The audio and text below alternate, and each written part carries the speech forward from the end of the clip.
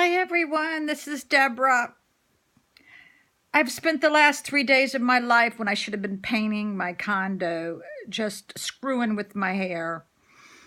So I will explain to you, if you watch the other 2 videos that I put on YouTube, you will understand. Okay, so I wanted to go back to my dark brown hair that I had my whole life. But as you know, I'm like totally gray. So I went and bought some brown hair dye. And what happened was my hair turned greenish gray. It was just ugly. No, it was not ugly. It was ugly. So then I went and I happened to have an extra box dye of like a dark blonde. I put that on. Well, it didn't help at all. So then I said, well, I'm going to go to the pharmacy and get 2 boxes of this dark golden blonde. I put that on and it did not help. So then I said, well, I'm going to lift it. So I went and bleached it with like a L'Oreal 01. And so then my hair turned pinkish orange. It was a beautiful pinkish orange. So then I had to do my research online, and it said you cannot put brown hair dye over bleached hair because white bleached hair or blonde hair has lost all of its pigment. So I went under Amazon and it says you need to get the neutral hair protein filler, which adds the red pigment in so that when you do dye it brown, it has something to hold on to. So I knew I didn't have time to do that because I didn't even want to leave the house.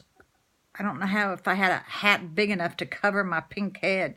But after the research, it said I could use, a Color Charm T18 or T11. And I just happened to have a bottle of T11. So I put that on last night and I got this result, which is close to what I had. It's a little too blondie. I mean, right here, it's like a champagne blonde right here. I don't like that, but I like this. So I'm not going to screw with it no more. I am, after 8 processes, I'm glad that I even have any hair. I mean, I'm grateful for that, but I will tell you girls something. The box dye that you buy at the store is for virgin hair, you know, and unless you read the fine print on every box dye, you don't know that. You know, I don't even think they should sell it to greenhorns like me, because those little diagrams of the color charts on the backs of those boxes, it's for hair that's never been processed. So don't do it, girls. I didn't have the money to go to a beauty parlor, but I promised myself I am lucky to have hair, and so I'm not going to screw with it no more. But my God, look at this bruise. I had Dysport put in for these. I wanted to, you know, put it up here to raise my eyebrows, but the plastic surgeon, evidently my crow's feet bothered him.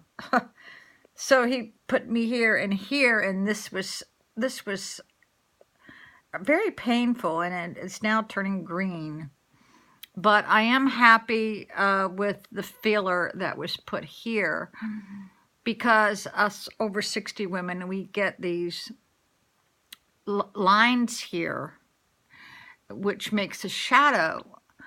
And so he did fill this. It was like $400 or $500. Jesus. So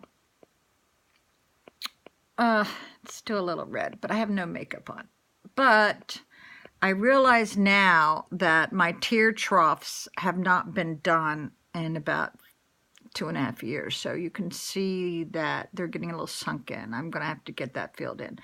But with what he had left over for the Restylane, I told him to put it right here to fill in these cheeks a little bit. And I think he took the needle too high here, because there's a little bump, if you could see. It's a little bump, you know. But that will dissipate. I don't think I'm going to go back to him. I'm going to go back to the old, my old plastic surgeon in Fredericksburg, because I went to a new one. And I think these plastic surgeons who inject you, they don't do it on a regular basis because they're in the operating room. I really believe that the girls who are not plastic surgeons, the girls who are doing fillers every day, 6 to 8 hours a day, you get better results from them because they do this constantly. And the girl I've been going to for about 6 years, she understands and she knows what to do. So, God, I look awful, but whatever. Bye.